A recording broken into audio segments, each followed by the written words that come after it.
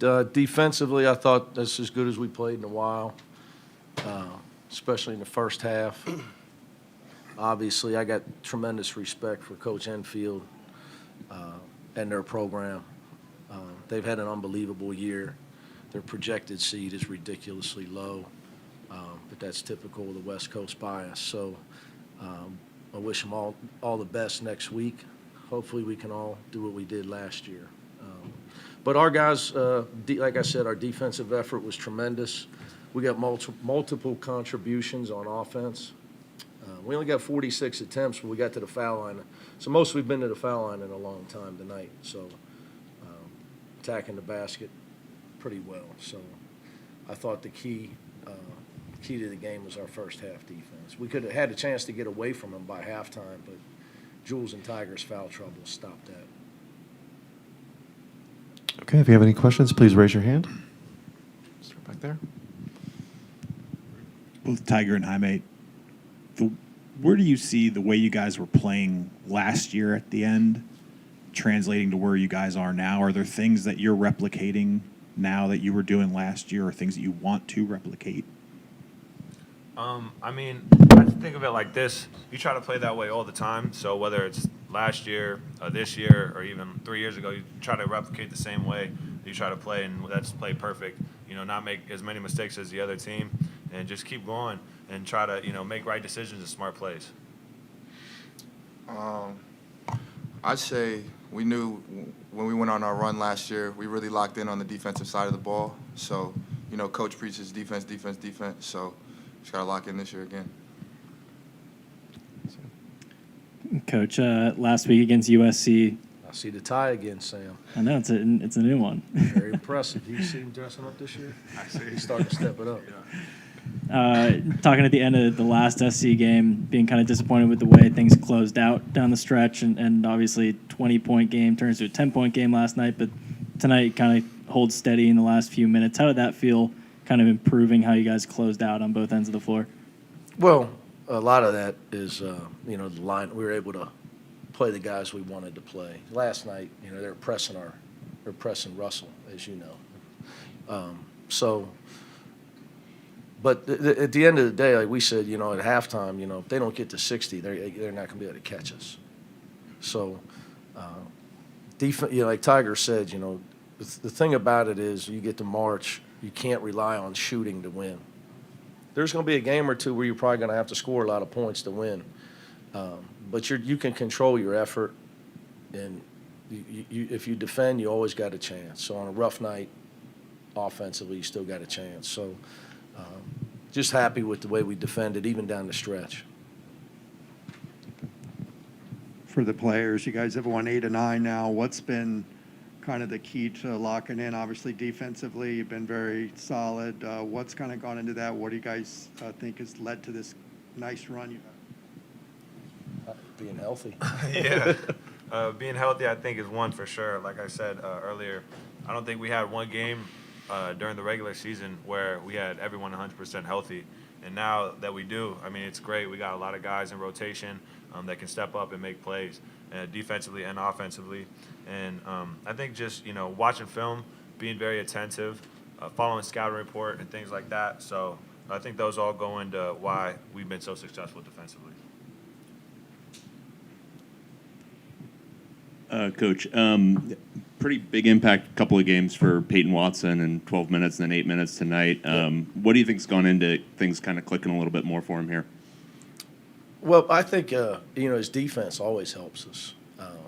His rebounding, his length. But it was good for him. I was happy to see him get a shot to go down. Jaime threw him a great pass. He made a nice cut off the ball and got it to go down. But the thing about Peyton is, he has kept his head down and just kept working all year. That's what I'm most proud of. So, I would tell you, Tiger, these guys, they all know, the expectations. They didn't have to deal with what he's had to deal with. So they feel, they're with him. I mean, he's their guy. They love him. He's on their team. So they get it. So, when he plays well, these guys are the happiest because they see every day in practice the guy's got an unbelievable attitude. He's just a young kid that didn't play his senior year in high school because of COVID, and he needs to get stronger. And best basketball is probably when he's 23, and his body looks a lot different. So, unlike me, he's gonna get better with age. Right, Tiger? Tiger's like me. That's his problem. He's not going to fill out anymore other than his hair. For Tiger and Jaime, I know you guys have bigger aspirations, but to beat your rival twice in a week, how excited are you for that? How good does that feel? We're just worried about tomorrow. Get a win tomorrow, come out, give it all we have, and yeah, we're not really worried about that. It's the first time that UCLA has been to the Pac-12 championship game since 2014. Obviously, first time since you guys have been here. How does it feel knowing that this is a different stage, a big stage that you guys are going to be playing on tomorrow? It's a great opportunity for our team. Really give us a good test for where we are proceeding into March. And it's going to be a fun experience. This is what we all work for, try to get that trophy and cut the nets down. So we're all excited. We're all ready to go. Jaime, you were matched up with Isaiah Mobley a lot tonight. What were you looking to do and take away from him on the defensive end? I was trying to take away his right hand. I know he likes to get there in the post, get to his left shoulder, right hand hook. So I was really trying to take that away from him. He's a really great player. I've been playing against him since, we were kids, been on the same team. I've known him forever. So, it was just another great battle I had with him. And he's a great player. So, just try to take away his right hand. Any other questions? Brian? Mick, you may have talked about this a couple times the last few days, but with Johnny, how do you keep making sure that confidence stays there, Yeah, even I if told the him shooting's not there? At halftime, I worry at times about, especially Johnny, with so much all the draft speculation. I'm a big believer in mental state, and you worry what I had a kid go through it at Cincinnati. People started talking about the draft, and I may be wrong, but I know if I was him, and that was maybe a possibility, how much pressure you can put on yourself. And pressure is a good thing. You embrace, just try to win. But if you're stressing out about that type of stuff, and that's in your mind while you're trying to shoot the ball, that's a recipe for disaster. So, I worry about that for him. So I was really happy to see him to get some shots to go down. And I ran a couple ISOs for him, when we were up 10. After he made a couple shots, I thought he could score or get fouled because we got to get him going if we're going to do what he came back to school to do, right? I mean, he can't just be a non-factor for us. So I just don't want him stressing about it. Just got to give your best effort, man. But that's easier. It's easy for me to say. I got a nicer house. For these guys, I mean.